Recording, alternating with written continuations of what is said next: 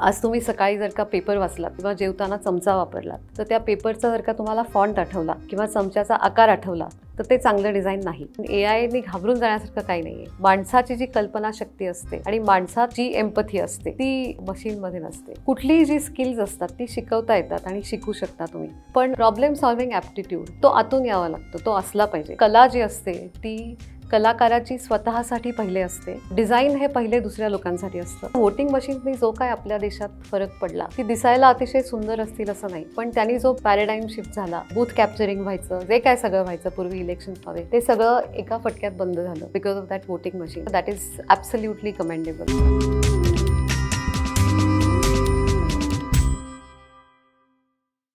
नमस्कार, मी विनायक पाचलक आणि थिंक बँकच्या बिहाइंड द सीन्समध्ये तुम्हा सगळ्यांचं पुन्हा एकदा मनापासून स्वागत. आज एक वेगळा विषय, वेगळी चर्चा. येत्या 13 आणि 14 जानेवारीला पुण्यात यशदामध्ये डिझाईन एज्युकेशन फेस्टिवल होतंय. ADI पुणे चॅप्टरनं हे आयोजित केलंय. एकूणच आपल्या सगळ्यांच्या आयुष्यात वेगवेगळ्या वेळेला वेगवेगळ्या डिझाईन गोष्टी येतात. मग त्याच्यात अगदी सोशल मीडियाच्या पोस्टपासून ते एखाद्या 3D रोबोपासून ते आता आम्ही इंजिनिअरिंगमध्ये अजून वेगवेगळ्या गोष्टी येतात. पण आपल्या आयुष्यात आजूबाजूला कुठल्या ना कुठल्या पद्धतीनं डिझाईन असतं. त्यामुळे डिझाईन या विषयावर आज आपण चर्चा करणार आहोत. आणि माझ्याबरोबर आहेत एलिफंट डिझाईनच्या सहसंस्थापिका अश्विनी देशपांडे मॅडम. गेले 35 वर्ष त्या क्षेत्रात आहेत. मॅडम, स्वागत आहे तुमचं थिंक बँकवरती. नमस्कार. आणि पहिला प्रश्न हाच आहे की जे डिझायनर नाहीत त्या सगळ्यांसाठी किंवा ज्यांना असं हे छान आहे असं वाटतं अशा सगळ्यांसाठी डिझाईन म्हणजे नक्की काय? हा सगळ्यात मोठा आणि अवघड प्रश्न आहे, कारण मला वाटतं 35च काय 40 वर्ष मी ह्याच प्रश्नाचा विचार करते, पण प्रयत्न करते उत्तर देण्याचा. डिझाईन म्हणजे विचारपूर्वक केलेली रचना किंवा बांधणी, आणि डिझाईन आणि आर्ट कला ह्याच्यामध्ये मोठा फरक म्हणजे असं आम्ही म्हणतो की कला जी असते ती कलाकाराची स्वतःसाठी पहिले असते आणि मग नंतर त्याचा आनंद बाकीच्या लोकांना मिळाला तर फारच चांगलं. डिझाईन हे पहिले दुसऱ्या लोकांसाठी असतं आणि आम्ही म्हणतो की डिझाईनचं सगळ्यात महत्त्वाचं कार्य म्हणजे कुठलाही प्रश्न, चॅलेंज सोडवायचा, पद्धतशीरपणे विचार करून, बॅकग्राऊंड रिसर्च, यूज कोण करणार आहे, युजर्स काय आहेत, काय शक्य आहे, टेक्नॉलॉजी काय वापरू शकतो, या सगळ्याचा विचार करून जी रचना किंवा बांधणी होते एखाद्या गोष्टीची तयारी करण्यासाठी, त्याला डिझाईन म्हणायला हरकत नाही. ही एकच व्याख्या झाली, पण बऱ्याच व्याख्या आहेत. याचाच लागून प्रश्न, चांगलं डिझाईन काय असतं? चांगलं डिझाईन, एक फार मला इंटरेस्टिंग कोट आठवतोय. मासिमो विनेली म्हणून डिझायनर आहेत त्यांचा. ते म्हणतात की आज तुम्ही सकाळी जर का पेपर वाचलात किंवा जेवताना चमचा वापरलात तर त्या पेपरचा जर का तुम्हाला फॉन्ट आठवला किंवा चमच्याचा आकार आठवला तर ते चांगलं डिझाईन नाही. तर डिझाईन असं असलं पाहिजे की जे वापरणाऱ्या व्यक्तीसाठी अतिशय साधं, सोपं, सुरळीत, इंट्युटिव्ह असायला हवं. जे की मुद्दामून आपण डिझाईन्ड काहीतरी वापरतोय ह्याची जाणीव न होता त्या डिझाईनचं जे काही कार्य आहे ते सुरळीत व्हावं, अतिशय चांगल्या प्रकारे व्हावं, ते चांगलं डिझाईन. तर आपण बऱ्याच वेळा असं ऐकतो की अरे हे किती सुंदर दिसतंय डिझाईन. तर डिझाईन हा शब्द वर्बही आहे आणि नाऊनही आहे, बरोबर. तर त्यामुळे ही थोडीशी गल्लत होऊ शकते की या साडीवरचं प्रिंट किती, ही डिझाईन किती सुंदर आहे, या पद्धतीने तुम्ही वापरू शकता. किंवा आपण ही खुर्ची ज्यावर बसलोय ती डिझाईन किती चांगली केलेली आहे. तर या दोन्हीमध्ये अर्थ खूप वेगवेगळे असू शकतात. एक खूप व्हिज्युअल आहे आणि दुसरा जो आहे तो वापरताना त्याचं काय आहे, नेमकं स्वरूप काय आहे. तर ते दुसरं जे आहे, दुसरी जी डेफिनेशन आहे ती मला वाटतं डिझाईनसाठी आपण पुढे घेतली पाहिजे, की वापरणाऱ्या व्यक्तीचं आयुष्य कसं सोपं होऊ शकतं, ते म्हणजे चांगलं डिझाईन. कित्येकदा असं होतं आमच्यासारख्या लोकांचं की डिझाईन म्हणजे सोशल मीडियावरचं डिझाईन. आजकाल सोशल मीडियावर खूप पोस्ट येतात, इतपतच माहीत असतं. किंवा ॲडव्हर्टायझिंग मधलं डिझाईन, की आज ही पेपरमध्ये जाहिरात आली आहे, ती छान आहे, किंवा ते त्याच्यात काहीतरी हे असतं की ते लक्षात राहतं. तर डिझाईनचा नक्की स्कोप काय आहे? त्यातला एक भाग ॲडव्हर्टायझिंग आहे, त्यातला एक भाग सोशल मीडिया आहे, नक्की काय? खास करून सोशल मीडिया किंवा ॲडव्हर्टायझिंगसाठी जे डिझाईन केलं जातं तर ते आम्ही म्हणतो ते कम्युनिकेशन डिझाईन. म्हणजे तुम्हाला त्या माध्यमातून विशिष्ट पद्धतीचा मेसेज कोणाला तरी पोचवायचा आहे आणि त्या मेसेजनंतर काहीतरी कृती अपेक्षित आहे. म्हणजे तुम्ही जे काही सांगताय सोशल मीडियातून किंवा ॲडव्हर्टिजमेंटमधून ते वाचल्यानंतर, ऐकल्यानंतर, पाहिल्यानंतर त्या व्यक्तीने काहीतरी करणं अपेक्षित आहे. त्याला आपण कम्युनिकेशन डिझाईन म्हणतो. आणि ते जर का घडलं, ती कृती घडली शेवटपर्यंत, तर ते चांगलं कम्युनिकेशन डिझाईन. आणि म्हणून कुठलीही गोष्ट डिझाईन करताना पहिले ती कोणासाठी आहे, त्याचं उद्दिष्ट काय आहे, आणि त्यामुळे नेमकं काय घडणार आहे किंवा काय घडू शकतं हे जर का डिझायनरनी विचार करून ती सुरुवात केली तर आम्ही म्हणतो की बिगिन वेल. तर if you begin well with the user तर मग ती अपेक्षित जी काही घटना आहे नंतर मग कधी ती कमर्शियल असेल कधी सोशल असेल ती जी काय आहे ती जर का घडली तर मग ते कम्युनिकेशन चांगलं डिझाईन केलं असं आपण म्हणू शकतो. ओके. कम्युनिकेशन डिझाईन हा एक भाग झाला. असे अजून डिझाईनचे काय काय भाग आहेत आणि याला एक सबटेक्स्ट असा की दुसरं माहीत असणारं आमच्यासारख्यांना असं असतं की आर्किटेक्ट, फ्लॅटचं डिझाईन किंवा फ्लॅटच्या इंटिरियरचं डिझाईन. तर नक्की डिझाईनचे अजून काय काय ॲस्पेक्ट आहेत? आर्किटेक्ट पण डिझाईनमध्ये येतं का? इंडस्ट्रियल इंजिनियर लोक आम्ही इंडस्ट्रियल डिझाईन काहीतरी असं म्हणतो. काय काय येतं या डिझाईनच्या स्कोप? सो हा तर खूप महत्त्वाचा आणि चांगला प्रश्न आहे कारण ज्यांना कोणाला डिझाईनमध्ये इंटरेस्ट असतो तेव्हा त्यांना अशी कल्पना नसते की डिझाईनचा एवढा मोठा आवाका आहे. आणि आम्ही तर म्हणतो की आपण आयुष्यात सगळं जे काय करतो सकाळी उठल्यापासून रात्रीपर्यंत त्यात कुठे ना कुठे डिझाईनचा भाग आहे. पण तो प्रत्येक वेगवेगळ्या प्रकारचा आहे. तर कम्युनिकेशन डिझाईन आपण बोललो एक भाग झाला. दुसरा मोठा भाग सध्या जो आहे तो म्हणजे डिजिटल डिझाईन की तुम्ही म्हणलात सोशल मीडिया स्क्रीनसाठी जे काय डिझाईन केलं जातं ते दॅट कम्स अंडर डिजिटल. म्हणजे त्यात वेबसाईट्स असतील ॲप्स असतील इंटरॅक्टिव्ह प्रोग्राम्स गेमिंग हा सगळा एक भाग आहे ते डिझाईन झालं. नंतर इंडस्ट्रियल डिझाईन किंवा प्रॉडक्ट डिझाईन म्हणजे आपण जसं मी म्हटलं सकाळपासून रात्रीपर्यंत आपण काही ना काही वापरत असतो. वस्तू वापरत असतो कुठल्या किंवा पॅकेजिंग वापरत असतो त्याचा शेप असतो ते एका विशिष्ट मटेरियलने तयार केलेलं असतं ते एका विशिष्ट पद्धतीने प्रोड्यूस केलेलं असतं मॅन्युफॅक्चर केलेलं असतं. ते जे कोणी डिझाईन करतात ते प्रॉडक्ट डिझायनर्स. मग त्याच्यामध्ये तुमच्या लाईफस्टाईल ॲक्सेसरीज असू शकतील किंवा आपले किचन अप्लायन्सेस असू शकतील मेडिकल प्रॉडक्ट्स असू शकतील इंडस्ट्रियल प्रॉडक्ट्स. त्याच्यातच एक थोडा पुढचा भाग म्हणजे ऑटोमोबाईल डिझाईन.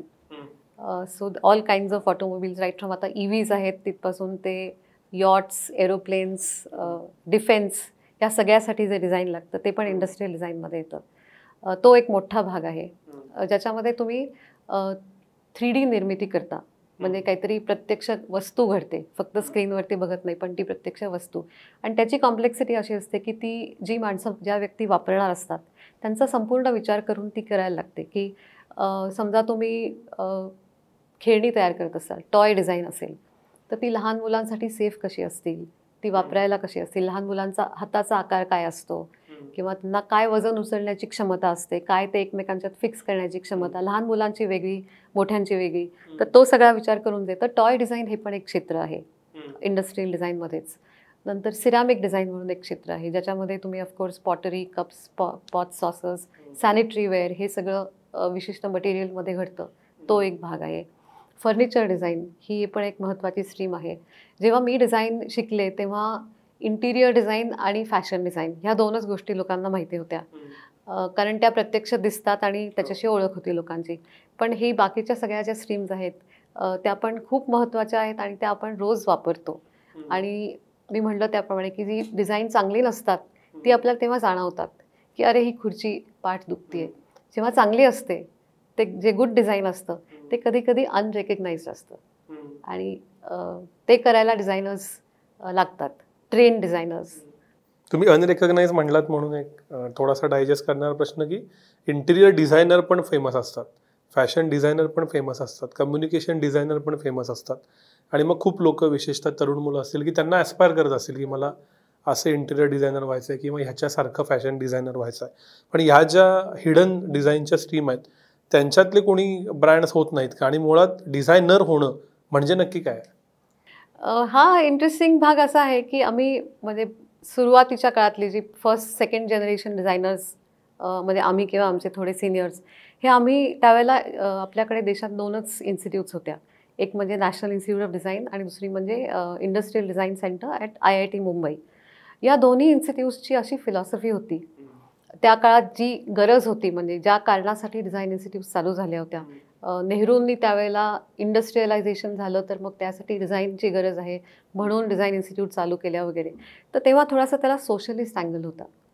म्हणजे असं होतं की तुम्ही डिझायनर होऊन तुमच्या देशासाठी काय करणार आहात क्राफ्ट सेक्टरसाठी काय करणार आहात इंडस्ट्रियल सेक्टरसाठी काय करणार आहात. तो ही थोडीशी बॅकग्राऊंड असल्यामुळे इंडस्ट्रियल डिझायनर्स हे स्टार डिझायनर्स किंवा लेबल डिझायनर्स होण्याकडे त्यांचा कधी असा नव्हता. पण फॅशन डिझाईन हा पूर्ण वेगळ्या प्रकारचा भाग होता. आणि त्याच्यामध्ये थोडंसं व्यक्तिमत्व तुमचं काय आहे ते येणं जरुरी होतं. इंडस्ट्रियल डिझाईनमध्ये तुमचं व्यक्तिमत्व आलं तर मग ते मासेससाठी तुम्ही कराल असं होणार नाही. तर म्हणून मला वाटतं सुरुवातीचे ज्या 2-3 जनरेशन्स होत्या डिझायनर्सच्या आपल्या देशातल्या, त्यांनी असं मुद्दामून सोशलिस्ट अँगलनी डिझाईनकडे बघितलं आणि त्यामुळे मी स्टार होणार, माझ्या नावाचं डिझाईन हा भाग त्याच्यात कधी आला नाही. पण कदाचित आताच्या काळात ते घडू शकतं, ते बदलू शकतं आणि बदलायला हरकतही नाही. हे आपण थॉट वाईज बोलतोय, पण एक प्रॅक्टिकल एक्झाम्पल घेऊ की ज्या लोकांना हे माहीत असेल कदाचित प्रॉडक्ट. आणि मलाही मनातला प्रश्न आहे की तुम्ही डिझाईन करताना नक्की काय विचार करता. उदाहरण आपण जे मला माहिती आहे की पेपर बोर्ड समजा तुम्ही डिझाईन केलं, त्याला ते असा स्क्विझिंग वगैरे एक्सपिरियन्स आहे, तर कुठलाही डिझायनर काय विचार करतो डिझाईन करताना याची मला क्युरियोसिटी. सुरुवात अशी होते की ॲक्च्युली 3 गोष्टी असतात. एक म्हणजे तुम्ही कोणासाठी करताय हे, ते सगळ्यात महत्त्वाचं असतं. आमच्या मते असं आहे की तुम्ही जर का त्याचं भान ठेवलंच नाहीत की तुम्ही हे कोणासाठी करताय, तर ते फायनली सक्सेसफुल होण्याची शक्यता खूप कमी होते. कारण मग ते तुम्ही तुमच्या स्वतःसाठी केलेलं असतं किंवा तुमची हौस म्हणून केलेलं असतं. तर कोणासाठी करताय आणि त्यांचं आजूबाजूचं वातावरण काय आहे, त्यांच्या आवडीनिवडी काय आहेत, त्यांच्या पद्धती, सोयी, रिवाज हे सगळं काय आहे नेमकं, त्यांचं व्हिज्युअल कल्चर काय आहे, ह्या सगळ्याचा विचार हा एक महत्त्वाचा भाग. दुसरा भाग असतो की ज्या कंपनीसाठी तुम्ही हे डिझाईन करताय, युजली अजून डिझायनर्स आणि क्रिएटिव्ह इकॉनॉमी आपल्याकडे कमीच आहे, त्यामुळे डिझायनर्स स्वतःचा ब्रँड करून तो बाजारात आणतात ही कमीच गोष्ट आहे. सो ज्या कंपनीसाठी तुम्ही करत असता त्या कंपनीची केपेबिलिटी काय आहे, कोअर कॉम्पिटन्सी काय आहे, त्यांना काय नेमकं चांगल्या पद्धतीने करता येऊ शकतं आणि म्हणून तुमचं डिझाईन त्यासाठी कसं काय उपयुक्त ठरू शकेल. तर केपेबिलिटी हा दुसरा एक भाग असतो. आणि तिसरा भाग जो पूर्वी असं म्हणायचं की डिझायनर्स कदाचित त्याकडे लक्ष द्यायचे नाहीत, पण खूप महत्त्वाचा भाग आहे की त्याची मार्केटेबिलिटी, मार्केट फिजिबिलिटी काय आहे.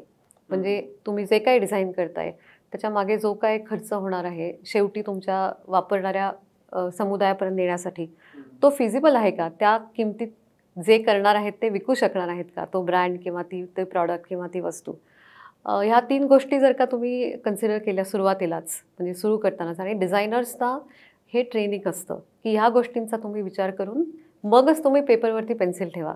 जी एक समजूत असते की डिझायनर असं डोक्यातून कुठून तरी हवेतून कल्पना येईल आणि तो काहीतरी ड्रॉ करणार आणि मग ते तयार होणार, तर तसं ते नाही आहे. फक्त कल्पनाशक्ती हा त्याच्यात भाग नसतो, तर त्याच्यामध्ये logical, rational thinking, scientific thinking हा पण भाग असतो पुष्कळ.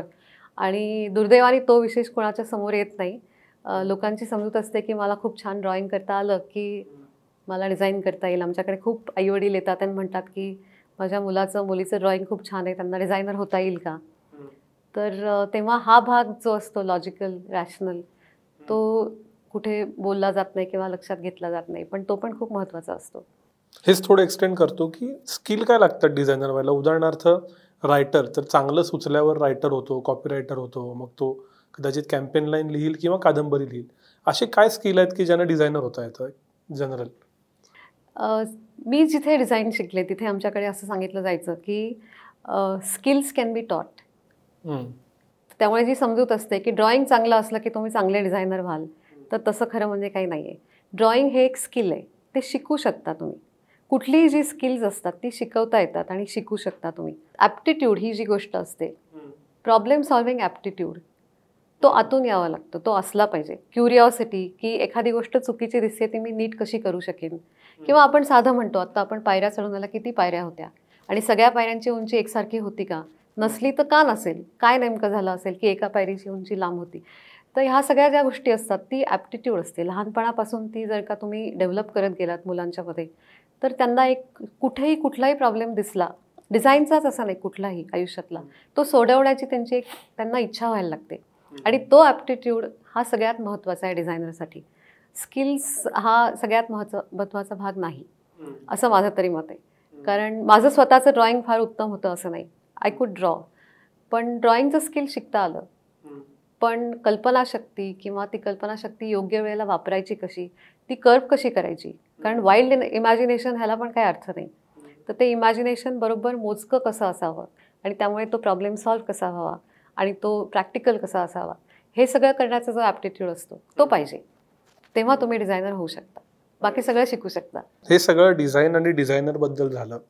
एक वर्ग कदाचित भारतातला designer will at a maximum extent, पण बाकी सगळे डिझाईन वापरत असतील. बरोबर. तर जसा फिल्म ॲप्रिसिएशन कोर्स असतो, जसा लेखकांना म्हणजे वाचायचं कसं हे शिकवतात, तसं आमच्यासारख्यांनी हे डिझाईन चांगलं आहे का नाही हे कसं ओळखावं किंवा एन्जॉय कसं करावं, की छान डिझाईन कोणीतरी केलं आणि ते मी एन्जॉय करतो.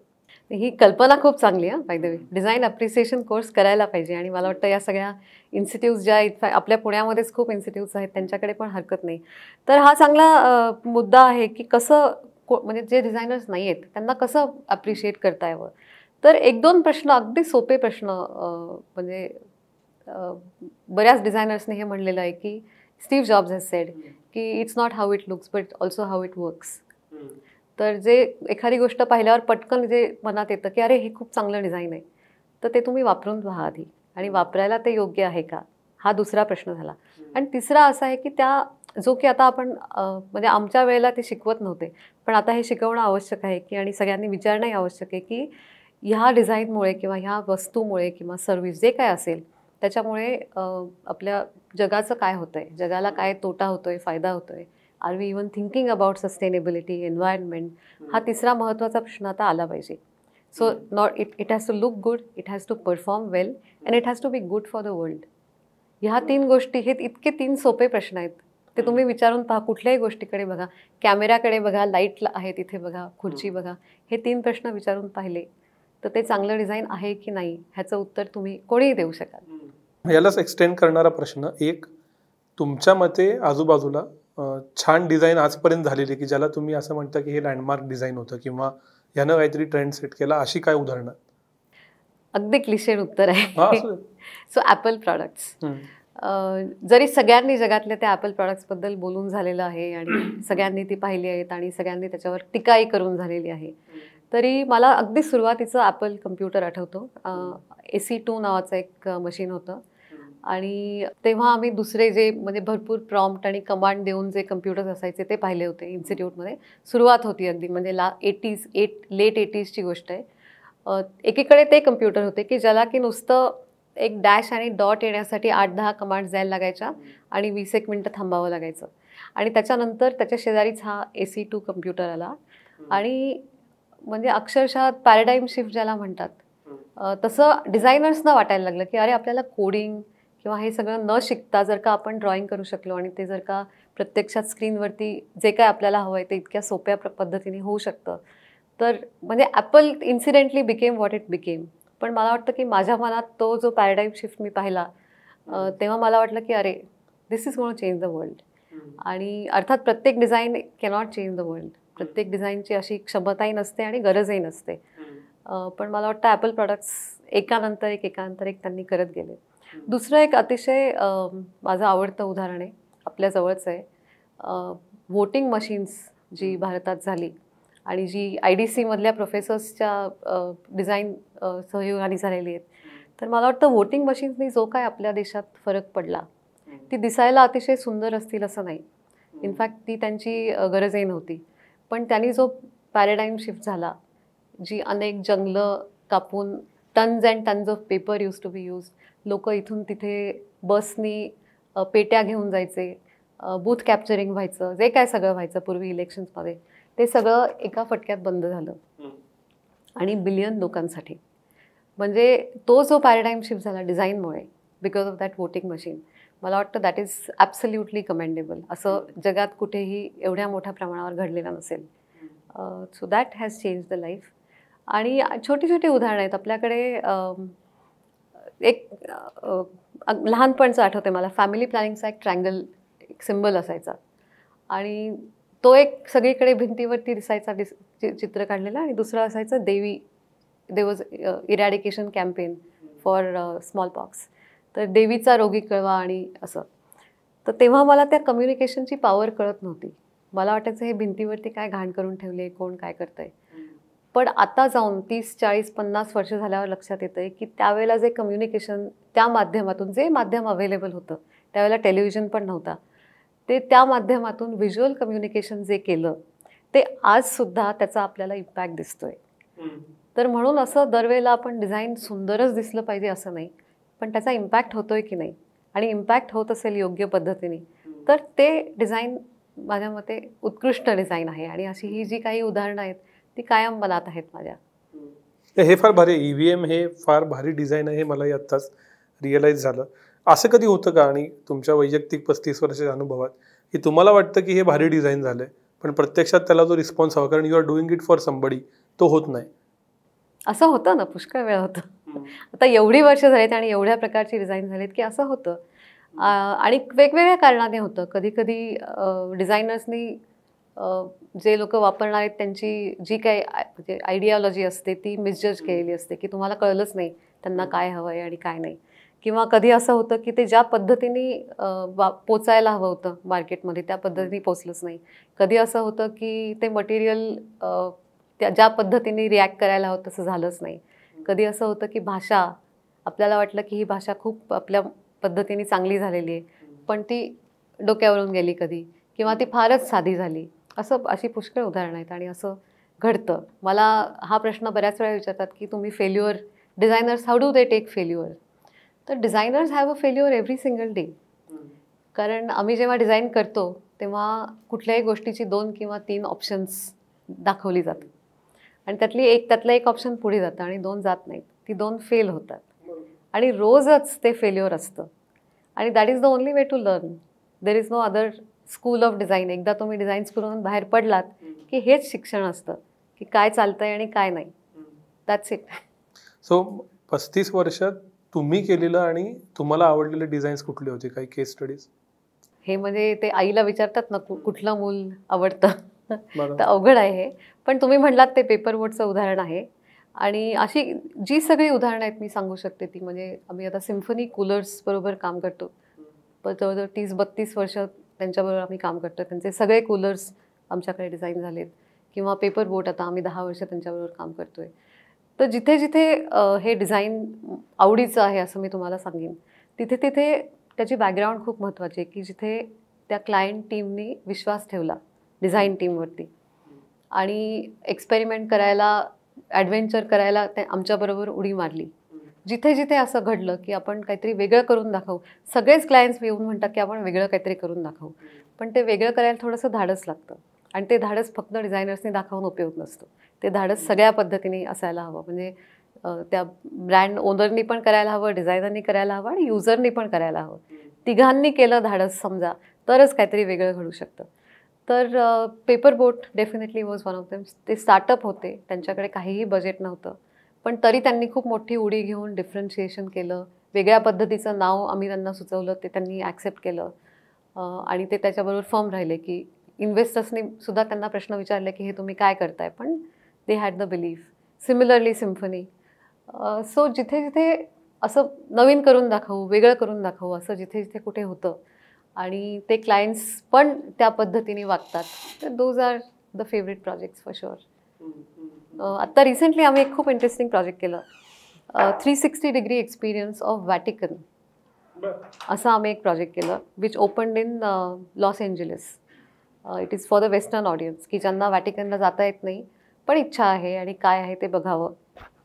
आणि ह्याचा आम्ही रिलिजियस अँगल नाही केला, तर आर्किटेक्चरल आणि आर्ट व्हॅटिकनमध्ये जी आहे ती कशी आपल्याला लोकांच्या समोर आणता येईल 360 डिग्रीज. तर तो एक वेगळा अनुभव होता की रिकाम्या खोलीमध्ये पूर्ण जिवंत व्हॅटिकन सिटी आणायची साऊंड आणि लाईटच्या मार्गाने. तर तो एक इंटरेस्टिंग प्रोजेक्ट होता, एकदम अशातलाच म्हणजे या वर्षीतला. एक तुम्ही बोलता बोलता आलेला प्रश्न कदाचित चुकीचा असू शकेल की आपण माससाठी, म्हणजे तुम्ही डिझायनर लोक माससाठी काहीतरी प्रॉडक्ट बनवता, अशा वेळेला तुमच्या जडणघडणीतले बायस किंवा तुम्ही शिकलेल्यातल्या गोष्टी, म्हणजे हे मी का विचारतोय तर एक अशी पिढी आहे की जी pre-91 राहिली आहे की त्यांना कमीत कमी रिसोर्सेस आणि त्यासाठीची हे करायची, आणि आत्ता जी झेन झी आणि त्याच्या पुढचे ते अबंडन्समध्ये राहत आहेत, ऑप्शनचा अबंडन्स आहे आणि मिलेनियल्स आमच्यासारखे मध्ये आहेत. तर ह्या सगळ्याचा कसा विचार करता? म्हणजे तुमच्या मनात जे भारी असेल ते कदाचित माझ्या मनात वाईट असेल आणि माझ्या पुढच्या पिढीसाठी जर एकदमच टाकावं असेल तर या सगळ्याचा कसा विचार करता? बायस ही खूप, किती आपण म्हणलो की नाही नाही मी बायस ठेवत नाहीये, किंवा एक एम्पथी नावाचं खूप महत्त्वाचं शस्त्र आहे डिझायनर्सकडे, ज्याच्या थ्रू आम्ही म्हणतो की ज्यांच्यासाठी तुम्ही करताय काय जे काय डिझाईन करताय, you have to feel them, you have to be like them, you have to be in their shoes. तर त्यामुळे जेनझी असो का मिलेनियर असो किंवा सिनियर सिटिझन्स असो, यू कॅनॉट बी एव्हरीबडी. पण त्या प्रोजेक्ट पुरतं जर का तुम्ही त्यांच्या माइंडसेटमध्ये जेवढं शक्य तेवढं जाऊ शकाल आणि समजू शकाल त्यांचे काय काय इश्यूज तुम्ही सॉल्व्ह करताय आणि का सॉल्व्ह करताय, कसे करणार आहात, तर ती एम्पथी नावाची गोष्ट खूप उपयोगी पडते. म्हणजे ती जर का खरंच करता आली. बऱ्याच वेळा असं होतं की ती सिम्पथीवरतीच राहते आणि you cannot really go inside the skin of a person. अवघड असतं ते, पण ते ट्रेन होऊन होऊन होऊन तुम्ही करू शकता. दुसरं म्हणजे बायस हा खूप अवघड आणि किचकट विषय आहे. आपण आता बघतो की AI असिस्टंट जे सगळे आहेत, those are all women. Siri म्हणा, कोटा म्हणा किंवा जे कोण, Alexa, why are they all women? Because traditionally women have been the assistants in a corporate scenario. So हा बायस आहे. हा कुठून आला bias? So whenever Alexa was being designed, the brief was given in such a way that it turned out to be a female character, right? तर हा bias डिझायनर्सनी सुरुवातीलाच detect करायला हवा, प्रोजेक्टच्या सुरुवातीलाच, की तुमच्या ब्रीफमध्ये काही बायस आहे का. आणि ब्रीफमधला बायस जर का तुम्ही काढू शकलात सुरुवातीलाच चर्चा करून किंवा लॉजिक दाखवून किंवा जे काही जी पद्धत असेल, तर again it's much better to succeed if the bias is removed at the start. आणि empathy towards your user. So तुम्ही जेनझी असणार, जेनझीसाठी काम करत असाल तर यू हॅव टू अंडरस्टँड. एक तर, आणि दुसरं म्हणजे जेनझी टीम पण असू शकते तुमच्याकडे, हू रेप्रेझेंट दॅट जनरेशन. तर तो पण एक प्रयत्न असतो की जितकी डायव्हर्स टीम असेल तितकं तुमचं सोल्युशन जास्ती चांगलं होऊ शकतं, ऑलराऊंडेड होऊ शकतं. So that is also another attempt. यालाच एक्सटेंड करणारा प्रश्न, मध्यंतरी पियुष गोयल असं म्हणले की डिझाईन इन इंडिया करा, तर ग्लोबल स्केलवरती काहीतरी प्रॉडक्ट तुम्हाला द्यायचा आहे. उदाहरणार्थ जो ॲपल आफ्रिकेत मिळतो तोच भारतात मिळतो, तोच US मध्ये मिळतो. तर असे भारतीय लोक ग्लोबल प्रॉडक्ट डिझाईन करतायत का? त्याची काही उदाहरणं काय आहेत आणि ते करतानाचे चॅलेंजेस काय असतात? त्या प्रॉडक्टवरती बरंचसं अवलंबून आहे. म्हणजे मी आता जाऊन पॅरिससाठी फॅशन डिझाईन करायला इंडियन्सना पाठवलं, तर ते इंडियन कॉन्टेक्स्ट बाजूला ठेवून पॅरिसच्या कॉन्टेक्स्टमध्ये डिझाईन करू शकतील का, हा प्रश्न त्यावेळेला येतो. पण मी जर का, for example the air coolers that we design, ते 60 देशांमध्ये विकले जातात आणि विथ मिनिमल चेंजेस. म्हणजे चेंजेस आर ओनली की लोकल रेग्युलेटरी काय जे असते, डिस्प्ले पॅनलची किंवा प्लग पॉईंट्सची जी काय रेग्युलेटरी असते त्याप्रमाणे फक्त फरक. आणि किंवा कधी कधी कलर्स, काही मार्केट्समध्ये कल्चरली काय कलर्स ते जाऊन तुम्हाला अभ्यास करायला लागतो की if you are selling in Mexico तिथे काय कलर्स चालतील, चायनामध्ये काय चालतील आणि US मध्ये काय चालू शकतील, काय फिनिशेस चालू शकतील, घरं कशी असतात त्यांची, घरांचा साईज काय असतो, घरात नेमकं कुठे ठेवलं जाणार आहे तुमचं जे काय तुम्ही डिझाईन करताय ते.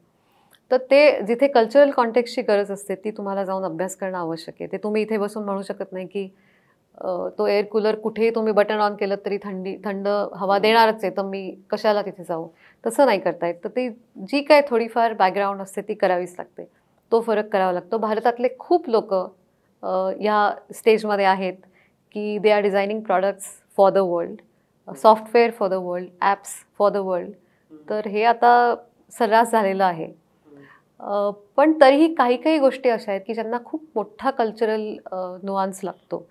त्या गोष्टी अजूनही असं मला वाटतं की कुठूनही कुठेही डिझाईन केल्या जात नाहीत आणि जाऊ नयेत. जसं की भारतात आता तुम्ही एकदम भारतीय एखादी वस्तू घ्या, समजा निरांजन किंवा पोळपाट लाटणं, ह्या ज्या वस्तू आहेत त्या तुम्ही जर का कधी लहानपणापासून मोठे होताना कशा वापरल्या जातात, काय टेम्परेचर असतं, कोण वापरतं, काय हाईट असते, हे सगळं तुम्ही पाहिलंच नसेल जर का, तर ते बाहेरून येऊन ती सगळी कल्चरल कॉन्टेक्स्ट समजून घेणं आणि डिझाईन करणं हे अवघड जाईल. तसंच आपण पण कुठल्या अगदी अननोन कल्चरमध्ये जाऊन एखादी अशी कल्चरली नुआन्स गोष्ट अवघड जाईल, पण शक्य आहे, अशक्य नाही आहे आता, कारण आपल्याला सगळी information through Google, through AI available आहे.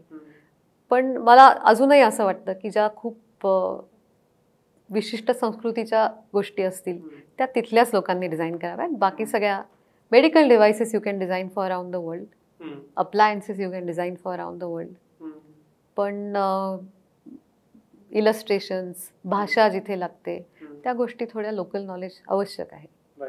याचाच एक काउंटर इंटेटिव्ह भाग असा की एका बाजूला ग्लोबली सगळे प्रॉडक्ट वापरले जात आहेत, Apple, Instagram, Facebook, Google search सगळं ग्लोबल आहे, पण दुसऱ्या बाजूला जमाना मात्र हायपर लोकलचा आहे. प्रत्येक प्रॉडक्ट प्रत्येक बोली भाषेतही काहीतरी द्यायला बघतं, त्यांचे लोगो आता वेगवेगळ्या भाषेत असतात.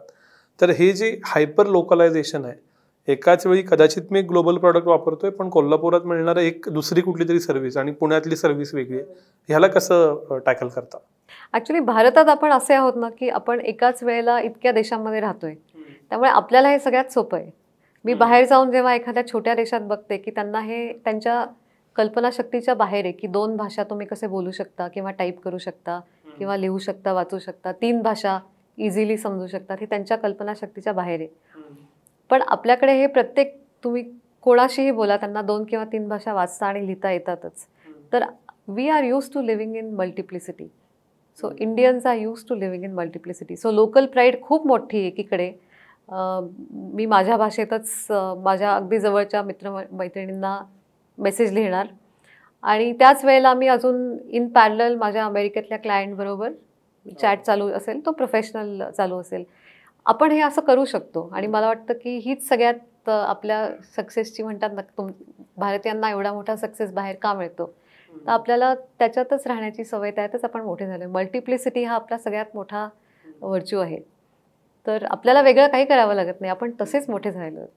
म्हणजे जे डिझाईन ॲस्पायरंट आहेत किंवा जे कदाचित हा व्हिडिओ बघत असतील, त्यांच्यासाठी हा ॲडेड ॲडव्हान्टेज आहे का की त्यांना एकाच वेळी कदाचित अधिक सिम्पथी, अधिक एम्पथी आणि अधिक मल्टिप्लिसिटी आहे? ॲब्सल्युटली, हा एक प्रचंड मोठा ॲडव्हान्टेज आहे. आणि हे सगळे स्टुडंट्स जेव्हा कधी बाहेर जातात शिकायला, तेव्हा पण त्यांना मला वाटतं लक्षात येत असेल की काही गोष्टी ज्या आपल्याला इतक्या सहजपणे जमतात. आता मी छोट्या शहरात मोठी झाली, औरंगाबादला.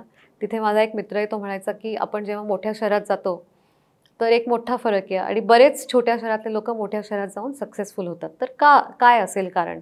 तर तो म्हणतो की आपल्याला एका जागून दुसऱ्या जागी जायचं असेल तर स्वतःच रस्ता शोधायला लागायचा आणि स्वतःचंच वाहन घेऊन जायला लागायचं.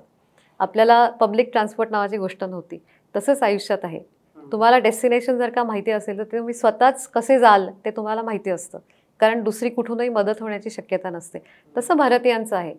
तर डिझाईन इनफॅक्ट त्यामुळे जास्ती इंटरेस्टिंग प्रोफेशन अशासाठी आहे की प्रॉब्लेम सॉल्विंग आपण रोजच करत असतो आपल्या आयुष्यात ॲज इंडियन्स. मल्टिप्लिसिटी आपण रोजच बघत असतो. तर तीच तुम्ही जर का प्रोफेशनमध्ये कन्वर्ट केलीत तर त्याच्यात मजाही आहे आणि उपयुक्त पण आहे. तर I think it's a great profession. हा एक प्रश्न कायम येतो आणि आम्ही सुद्धा गेल्या वर्षी एक दिवाळी अंक काढला आणि त्यातली सगळी चित्र AI बनवून टाकली आणि लोकांना ती ॲप्रिशिएट झाली. तर AIचं काय होणार, टेक्नॉलॉजीचं काय होणार? जर का उद्या मी एका प्रॉम्प्टमध्येच अख्खं माझं हे स्टुडिओ डिझाईन करून घेऊ शकत असेल तर मग डिझायनर कशाला हवे? बरोबर आहे. सो जी कामं AI करू शकेल ती कामं करायला डिझायनर नको. पण आता असं सगळेच जण म्हणतात की विल AI रिप्लेस पीपल. तर त्याचं उत्तर असं आहे आत्ता तरी की AI will replace people with other people who can use AI better. तर आपण आता AI कसं वापरायचं? AI is a tool. We have to learn how to use it. तर AI म्हणजे कोणी व्यक्ती नाही आहे की जी आपल्याला रिप्लेस करणार आहे.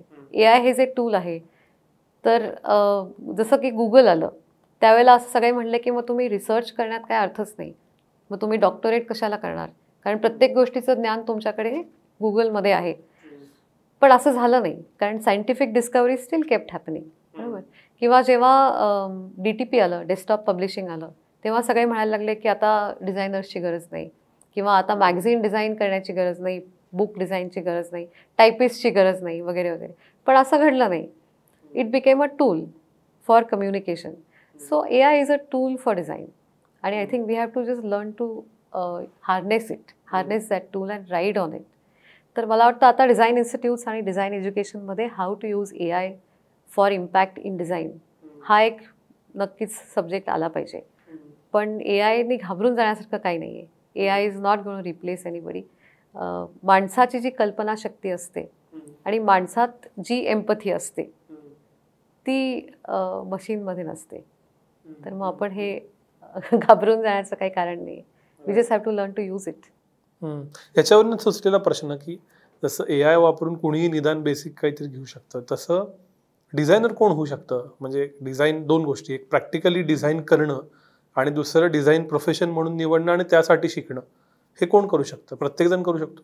सो AI वापरून थोडंफार डिझाईन प्रत्येकजण करू शकेल. जसं की आपण आता DTP वापरून प्रत्येकजण एक प्रकारचं ग्रीटिंग कार्ड तयार करू शकतो, बरोबर. तर ते तर चांगलंच आहे. इनफॅक्ट आपल्या आजूबाजूला जो काही केऑस आहे, व्हिज्युअल केऑस किंवा जे काही बॅड डिझाईन आहे ते एलिमिनेट होईल. जर का प्रत्येकजण डिझाईन अवेअर झाला तर आपल्याला आजूबाजूला वाईट काहीच दिसणार नाही, कारण प्रत्येकजण आपापल्या परीने काहीतरी इम्प्रूव्ह करेल. पण सगळ्या गोष्टींसाठी ते उपयोगी पडणार नाही, कारण काही गोष्टींसाठी तुम्हाला ट्रेनिंग पाहिजे, काही गोष्टींसाठी तुम्हाला टेक्नॉलॉजी पाहिजे, काही गोष्टींसाठी तुम्हाला technology, feasibility, imagination, human engineering ह्या सगळ्यांची सांगड घालायला पाहिजे. तर त्याच्यासाठी तुम्ही डिझाईन शिकणारच अजून. आणि नवीन गोष्टी कशा करायच्या. आता आपण म्हणतो की इनोव्हेशन, तर इनोव्हेशन बाय मशीन ही गोष्ट अजून फार लिमिटेड आहे, कारण machine will only do what it has been fed, but human imagination is way beyond that. तर innovation will still come from humans. आणि म्हणून मला असं वाटतं की त्यासाठी डिझायनर्स हवेतच. आणि समजा मी ट्रेंड इंजिनियर आहे आणि आता मला डिझाईन शिकायचं आहे फॉर्मल, किंवा दुसरं कोणीतरी असा व्यक्ती आहे की जो जस्ट 12वी झाला आणि त्याला डिझाईन शिकायचं, तर असं काही बंधन आहे का? कोण डिझाईनची डिग्री घेऊ शकतं, कुठं शिकू शकतं, असं काही आहे? सो 12वी नंतर करायचं असेल तर अंडर ग्रॅज्युएट प्रोग्राम्स आहेत, आणि इंजिनिअरिंग झाला असेल तर post graduate programs in design आहेत. इंजिनियर झाला असेल तर usually they would go for related field, म्हणजे कम्प्युटर इंजिनियर झाला असेल तर तुम्ही UI/UX शिकाल, किंवा मेकॅनिकल झाला असाल तर प्रॉडक्ट डिझाईन शिकाल, आर्किटेक्ट झाला असाल तर फर्निचर डिझाईन शिकाल, किंवा बॅचलर ऑफ फाईन आर्ट्स झाला असाल तर ग्राफिक डिझाईन शिकाल. सो पोस्ट ग्रॅज्युएशन पॉसिबिलिटीज सगळ्याच ठिकाणी आहेत. 12वी नंतर अंडर ग्रॅज्युएशनसाठी सगळे स्ट्रीम्स ओपन आहेत. पण एक मात्र लक्षात ठेवायचं की design is as serious and education as any other. त्यामुळे कोणीही थोडंसं डिझाईन जरी करू शकलं असलं तरी ट्रेंड डिझाईन ही गरज आहे. म्हणजे तुम्ही असं नाही म्हणू शकत की माझं इमॅजिनेशन खूप छान आहे, माझं ड्रॉइंग पण फार मस्त आहे, मला सॉफ्टवेअर पण वापरता येतं, मी डिझायनर आहे. आता तुम्ही डॉक्टर हा शब्द रिप्लेस करा डिझायनरने. असं डॉक्टर म्हणायला लागले की मला आता काय गुगलवरती सगळेच डायग्नॉसिस करता येतात, औषधांची पण नावं असतात, माझं इंग्लिश चांगलं आहे, मी डॉक्टर होतो, असं तुम्ही ऐकणार नाही, बरोबर. किंवा लॉयरने असं म्हणलं तर तुम्ही ऐकणार नाही. तसंच डिझायनर पण तेवढंच सिरियस प्रोफेशन आहे आणि तेवढ्याच सिरियसली ते शिकायला हवं. आणि ते आईवडिलांनी आणि मुलांनी लक्षात ठेवायला पाहिजे की शॉर्टकट कॅज्युअल एज्युकेशन हे नाही आहे, तर ते पण तेवढ्याच सिरियसली करायला हवं.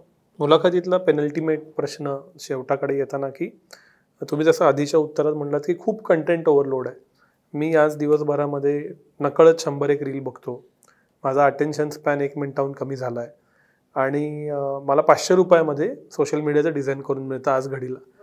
तर अशा वेळेला, ज्या वेळेला there is so much of design around and I am consuming a lot subconsciously, काय होणार आहे डिझाईन सेक्टरचं पुढं आणि चांगल्या डिझाईन्स? सो काही गोष्टी या क्षणभंगूर म्हणजे 1 दिवसात 24 तासात जाणार आहेत, पण काही गोष्टी टाईमलेस असणार आहेत. आणि त्या ज्या टाईमलेस गोष्टी आहेत त्यांच्यासाठी फुरसतसे डिझाईन करण्याची आवश्यकता आहे. फॉर एक्झाम्पल, आपण ज्या खुर्चीवर बसलो आहोत ती विचार करून करायला पाहिजे डिझाईन, कारण त्याच्यावर तुम्ही रोज बसता, ती तुमच्या स्क्रीनवर येते, तुम्हाला कम्फर्ट पाहिजे, तुमची बॅक, तुमची हेल्थ ठीक पाहिजे, फिटनेस पाहिजे, हे सगळं. तर ती गोष्ट 1 मिनिटात चांगली दिसली आणि निघून गेली अशी चालणार नाही, बरोबर.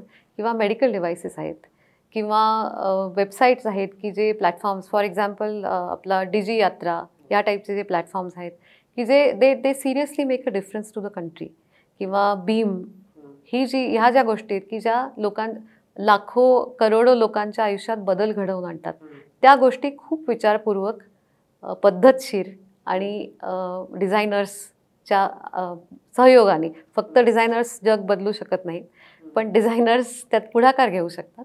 आणि ह्या ज्या सगळ्या मोठ्या गोष्टी आहेत की ज्या टाईमलेस आहेत, ज्याच्यामुळे a billion people's lives are going to change, त्या सिरियसली डिझाईन टीमकडे द्यायला हव्यात.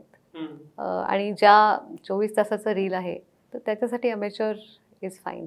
शेवटचा प्रश्न, आमच्या ऑडियन्समध्ये फक्त डिझाईन आवडणारे किंवा हा एपिसोड बघून डिझाईनबद्दल क्युरियोसिटी वाटणारे, डिझाईन शिकू इच्छिणारे किंवा आपल्या पुढच्या पिढीला डिझाईन शिकवू इच्छिणारे असे सगळे लोक असू शकतात.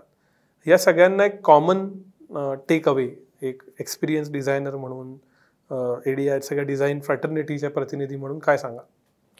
डिझाईन हे खूप इंटरेस्टिंग प्रोफेशन आहे.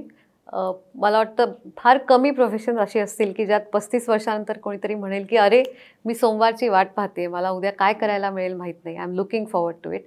तर ते इतकं छान इंटरेस्टिंग प्रोफेशन आहे. पण त्याच्यात काहीतरी कूल होईल किंवा खूप लाईक्स मिळतील म्हणून मी डिझायनर होणार असं समजून जाऊ नका. डिझाईन हे सिरियस प्रोफेशन आहे. आणि दुसरं माझं उत्तर आईवडिलांसाठी खास करून, कारण त्यांच्याकडून मला हा नेहमी प्रश्न येतो की डिझाईनमध्ये स्कोप आहे का. स्कोप आहे का ह्याचा अर्थ basically they want to know की ह्याच्यात पैसे आहेत का. आणि त्याचं माझं एकच उत्तर आहे आणि ते सगळ्यांना हाच फायनल टेकअवे आपण घेऊया की स्कोप कुठल्याही प्रत्यक्ष प्रोफेशनमध्ये नसतो, तो त्या व्यक्तीमध्ये असतो.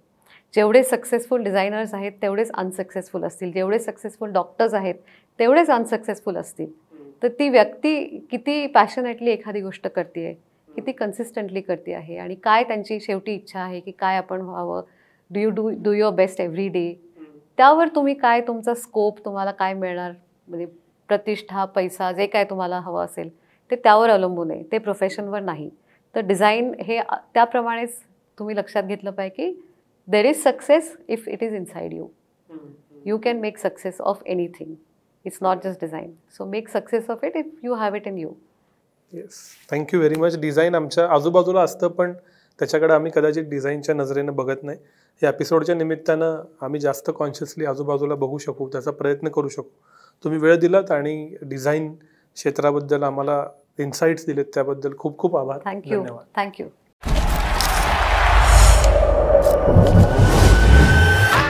Feel it coming in the air. Hear the screams from everywhere.